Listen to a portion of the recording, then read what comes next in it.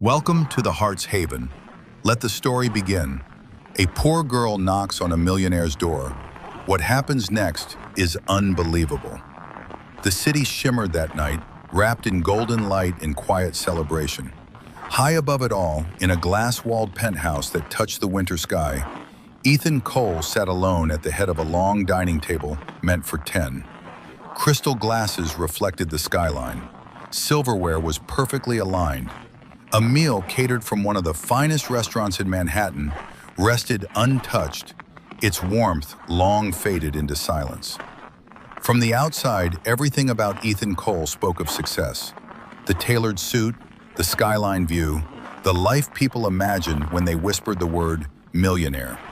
But inside that room, the air felt still, almost hollow. The kind of silence that didn't comfort, it echoed. His phone buzzed again on the table. Another message, another polite greeting, another reminder that the world was full of voices, just not the ones that mattered. He didn't pick it up. Instead, he stared at his reflection in the glass, faint, distant, almost like a stranger looking back. A man who had built everything, except a reason to share it. And then, a knock, soft, unexpected, out of place. Ethan didn't move at first. People didn't just show up here, not without appointments, not without permission. This building was designed to keep the world out, to keep things controlled, predictable. The knock came again, not louder, just patient. Something about it didn't match the world he knew. With a quiet exhale, Ethan pushed back his chair. The sound of it sliding across the marble floor felt louder than it should have. He walked toward the door, each step measured, controlled, like everything else in his life.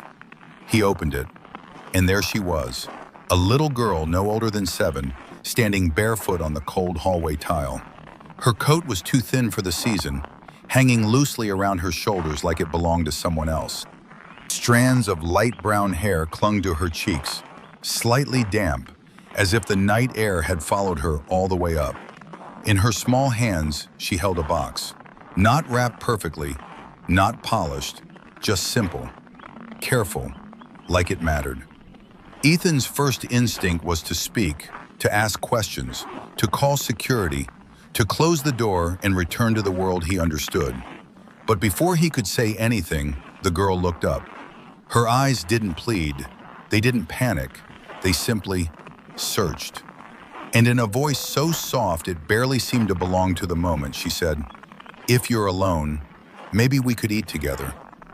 The words didn't echo, they landed, somewhere deeper than logic, somewhere past the walls he had spent years building.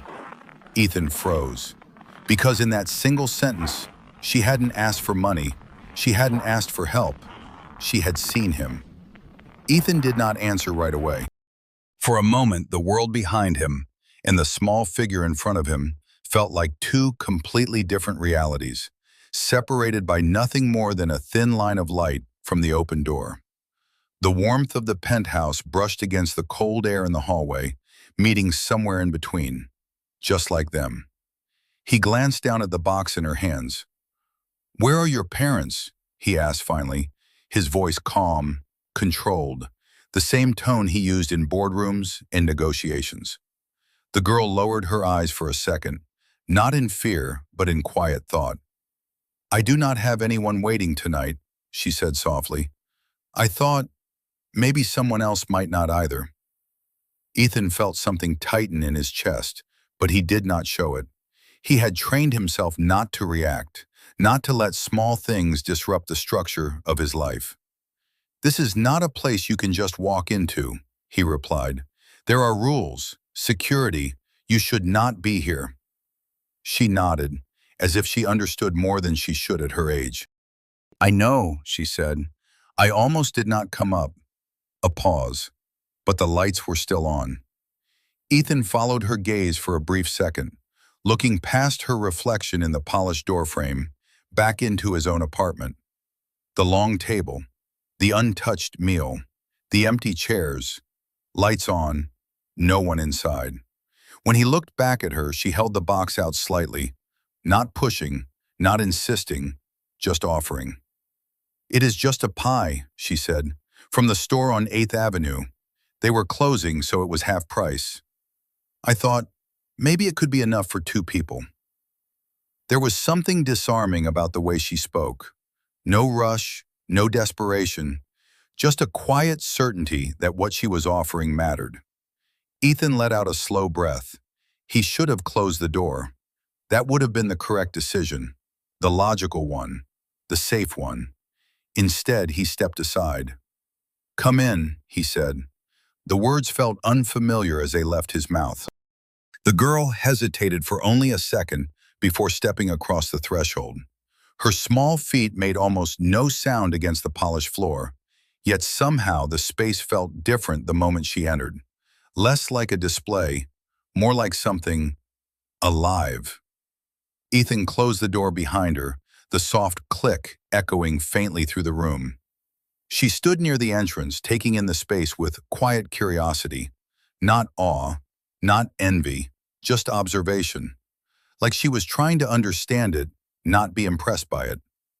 "You can put that on the table," Ethan said, gesturing toward the dining area. She walked slowly, carefully, as if she did not want to disturb anything. When she reached the table, she placed the box in the center, right between the untouched plates that had been waiting for a meal that never began. For a moment, neither of them spoke. Ethan moved to the other side of the table, standing across from her. The distance between them was only a few feet, but it felt like something much larger was shifting in that silence. "What is your name?" he asked. She looked up at him. "Lily," she said. "Lily Harper." Ethan nodded once. "Ethan Cole." Another pause. Then Lily glanced at the empty chairs surrounding them and asked, almost gently, "Do you always eat alone?" The question was simple, but it did not feel simple. Ethan looked at the table again, and for the first time that night, he did not see perfection. He saw absence. Ethan did not answer her question right away. "Do you always eat alone?" The words lingered in the air, light and simple, yet they seemed to settle into every corner of the room. He pulled out a chair slowly, the faint sound against the floor breaking the silence just enough to move the moment forward. "Most nights," he said at last. It was not an explanation, just a fact. Lily nodded as if that made perfect sense. She did not look surprised. She did not look sorry for him either. She simply accepted it, the way children sometimes accept truths that adults spend years trying to avoid.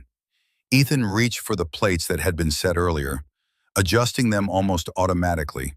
His movements were precise, practiced, but there was something slightly different now, slower, less mechanical. "You can sit," he said. Lily climbed onto one of the chairs, her feet dangling far above the floor. The oversized seat made her look even smaller, like she had stepped into a world not built for her. Ethan opened the box she had brought. Inside was a modest apple pie, slightly uneven around the edges, the crust a little cracked. It was not perfect. It was not meant to impress. But it was warm, still warm. He paused for a second, noticing that. "You just bought this?" he asked. Lily nodded. "I held it close so it would not get cold." There was something about that detail that made his chest tighten again, though he could not explain why. Ethan walked to the kitchen and returned with a knife and 2 forks. No silver serving trays this time, no formal presentation, just simple, direct. He cut 2 slices, one for her, one for himself. When he placed the plate in front of Lily, she smiled, small but real. Not the kind of smile people gave out of politeness, but the kind that appeared when something genuinely mattered. "Thank you," she said. Ethan sat across from her, looking down at his own plate for a moment before picking up his fork. He hesitated just briefly, then took a bite. It was not extraordinary, but it did not need to be. The room felt quieter than before, but not empty. The silence had changed. It no longer pressed in. It settled. Lily took a bite as well, careful, almost ceremonial. "This is better when you share it," she said softly. Ethan looked up at her. "Is that why you knocked on my door?" he asked. She thought for a second, chewing slowly. "Partly," she said. Then she added, "I saw the building earlier. It is very tall. I figured people at the top might feel far away from everyone else." Ethan leaned back slightly in his chair, studying her now. "That is quite an assumption," he said. Lily shrugged gently. "Not really." She looked around the room again, at the empty chairs, the untouched glasses, the space that had been waiting for something it never received. "You left the lights on," she said.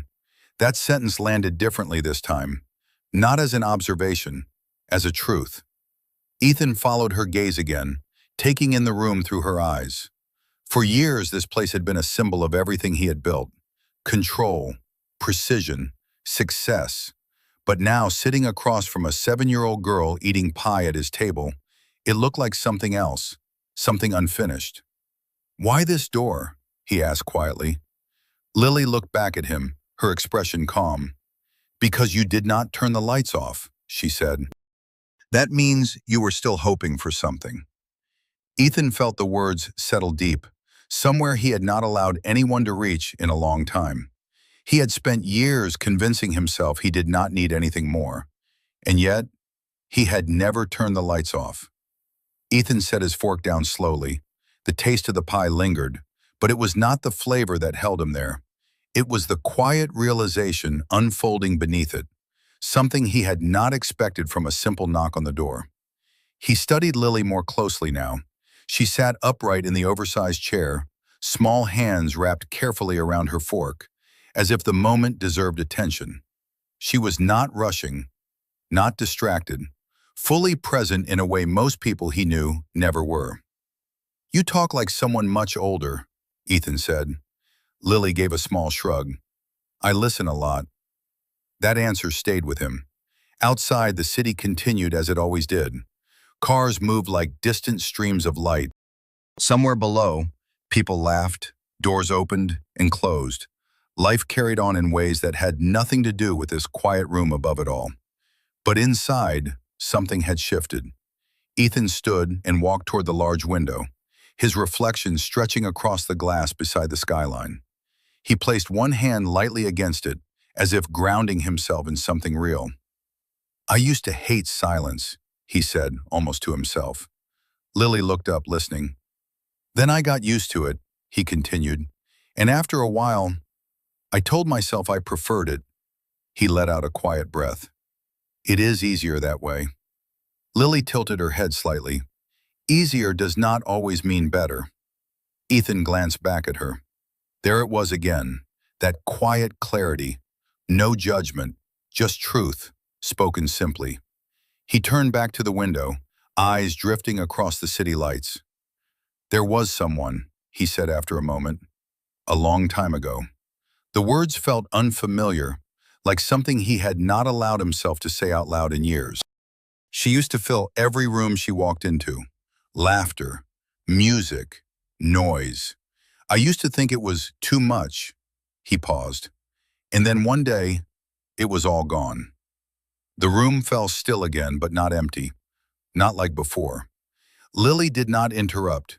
She did not ask questions. She just listened, her small presence steady and quiet. Ethan turned back toward the table. "I built everything after that," he said, gesturing lightly around the penthouse. "The company, the life, the structure." His voice remained calm, but something underneath it had softened. "It gave me control." Lily looked at him for a moment, then down at the pie between them. "Did it make you happy?" she asked. The question was simple, but this time Ethan did not answer right away. He walked back to the table and sat down slowly, his eyes resting on the untouched half of the pie, then on the empty chairs, then finally on Lily. "No," he said quietly. It was the first honest answer he had given all night.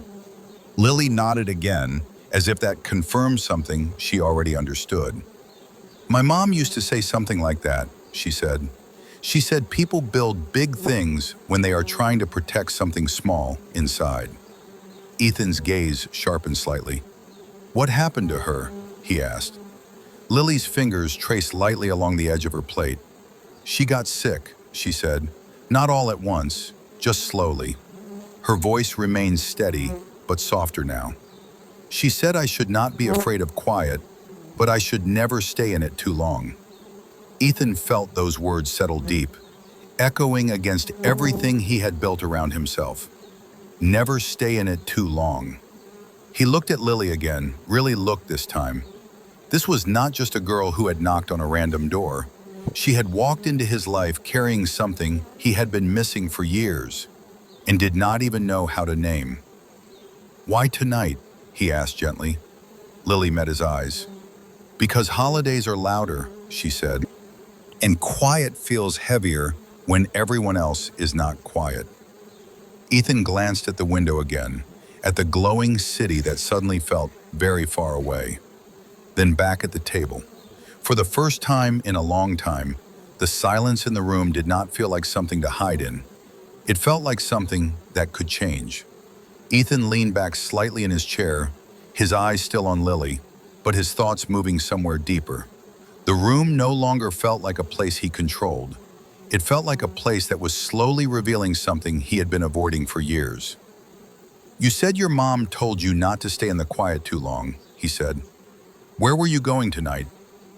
Lily glanced down at the table, her fingers resting gently near the edge of the pie box. "I was not sure," she admitted. "I just kept walking." There was no fear in her voice, no panic, just honesty. "I tried a few places," she added. "Most doors were dark." Ethan felt a subtle shift in his chest at those words. Most doors were dark. He looked around his apartment again, at the lights he had left on without thinking, at the table that had been set for no one, at the space that had waited without purpose. And somehow, that small detail felt heavier than anything else she had said. "Did you knock on other doors?" he asked. Lily shook her head gently. "No." "Why not?" She looked up at him, her expression simple, certain. "Because yours was the only one that felt like someone might still be there." The words settled into the room with a quiet weight. Ethan did not respond immediately.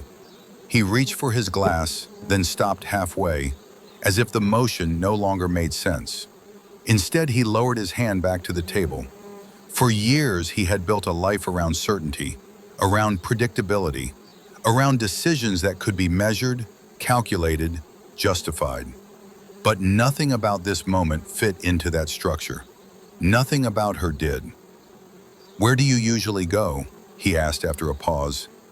Lily thought for a moment. "Sometimes shelters," she said. "Sometimes places stay open late. Diners. Libraries when they let me." She hesitated, then added softly, "But holidays are harder." Ethan nodded once, slowly.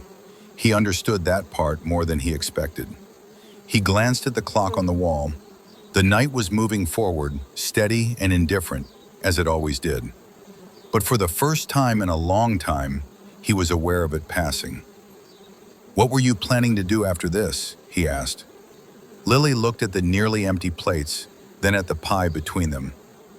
"I was going to say thank you," she said, "and then leave." The simplicity of that answer struck him more than anything else. No expectations, no requests, just a moment, and then gone. Ethan looked at her for a long second, something unspoken building behind his calm expression. "And then?" he asked quietly. Lily gave a small shrug. "I would figure it out." That was it.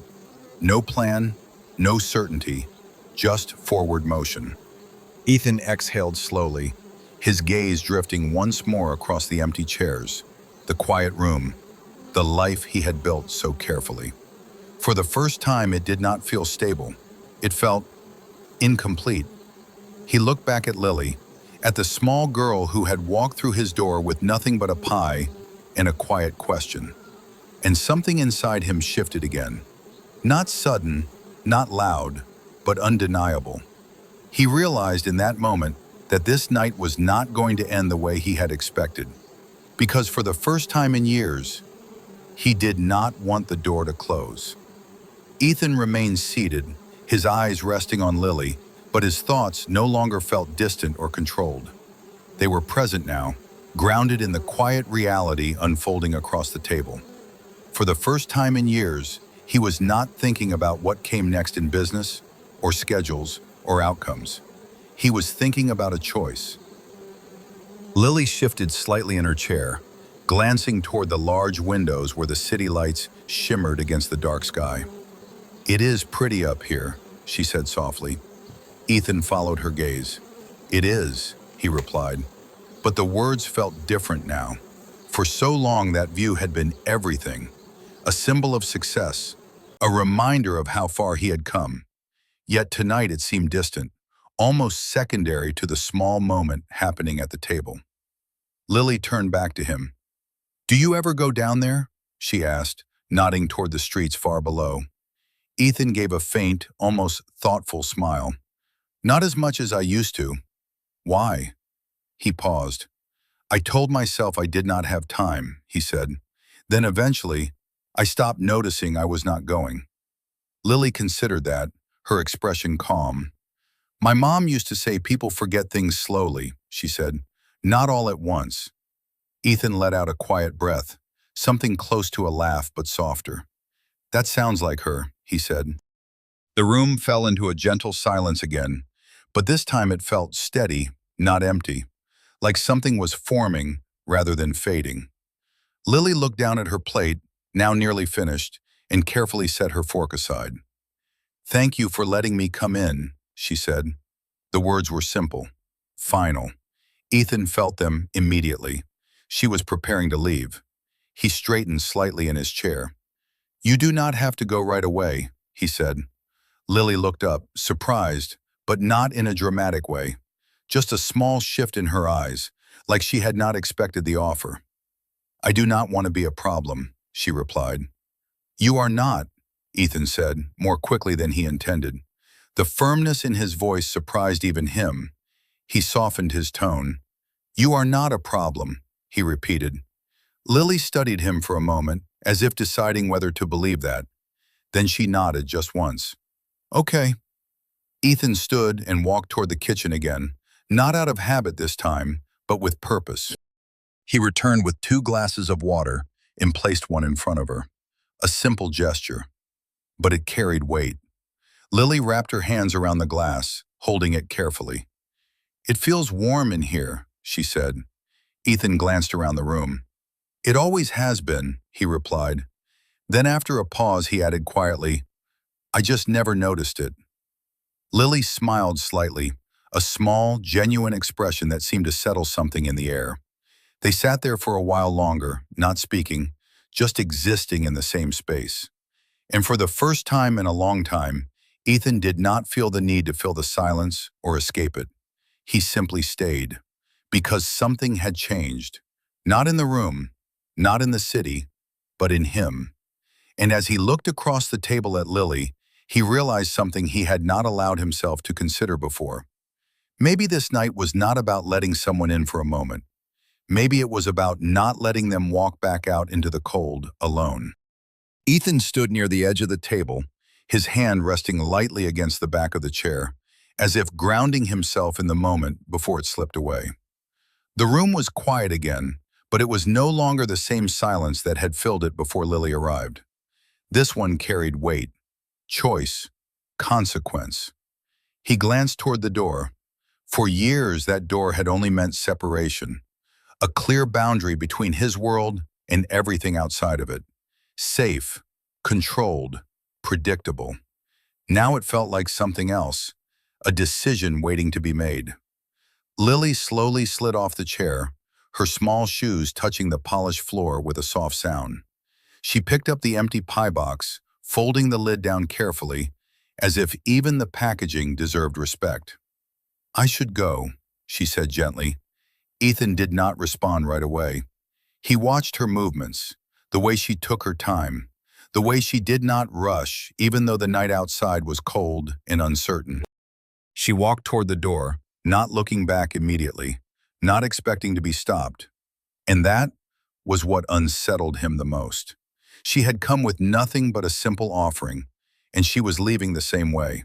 No expectations, no request to stay, no attempt to hold on to something better. Ethan took a step forward. Lily. She paused, not abruptly, just enough to show she heard him. Then she turned. Yes? The distance between them was only a few feet, but it felt like a line he had to choose whether to cross. You said you would figure it out, he said. She nodded. I always do. There was no fear in her voice, just quiet determination. Ethan studied her for a moment, then glanced briefly at the door handle, then back at her again. That is not a plan, he said. Lily gave a small, almost thoughtful smile. It is enough for tonight. The words were simple, but they did not sit right with him. Not anymore.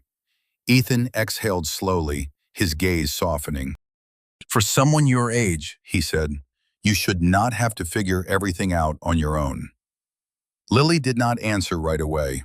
She looked down at her hands, then back up at him. My mom used to say that too, she said. A pause. But sometimes there is no one else.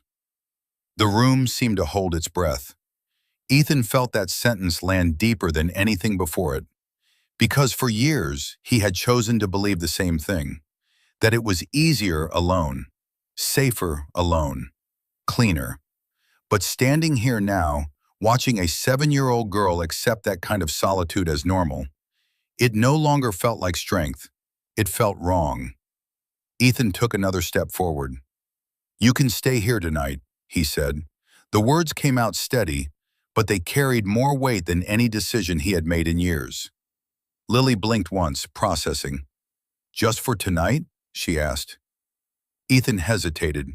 The question was small, but it reached further than it seemed. He looked around the room again. The empty chairs. The untouched space that had waited for something real. Then back at her. For tonight, he said. Lily studied his face, as if searching for certainty. Then she nodded slowly. Okay. She did not smile. Not yet. But something in her shoulders eased, just slightly. And in that small shift, Ethan felt something inside him change as well. Not dramatic, not loud, but clear. The door behind her remained closed. And for the first time in a very long time, he was not thinking about when it would open again. He was thinking about what it meant that it stayed shut. Lily stood quietly near the center of the room, as if unsure what to do with the space now that she had been invited to stay. The decision had been made, but the moment that followed felt unfamiliar to both of them. Ethan cleared his throat softly, breaking the stillness. There is a guest room, he said, down the hall. Lily nodded, holding the folded pie box against her chest. Okay. He gestured for her to follow, and for the first time that night, Ethan walked not as a man returning to routine, but as someone stepping into something unknown. The hallway lights glowed softly as they moved past framed walls that had never held memories, only design. Doors lined the corridor, each one identical, each one unused. Ethan stopped at one and opened it. The room inside was perfectly arranged. A neatly made bed, crisp white sheets, pillows untouched. Everything prepared, but never lived in. You can stay here, he said. Lily stepped inside slowly, her eyes moving across the room with quiet attention. She set the pie box down on the small bedside table, then walked over to the bed and lightly pressed her hand against the blanket. It is soft, she said. Ethan gave a small nod. It has always been like that. He realized as he said it that no one had ever noticed. Lily turned back to him. Thank you, she said again, her voice steady. Ethan hesitated in the doorway, his hand resting against the frame.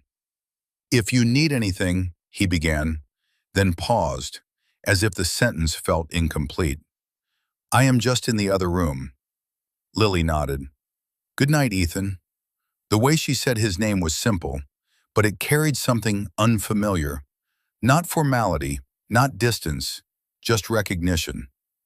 Good night, Lily.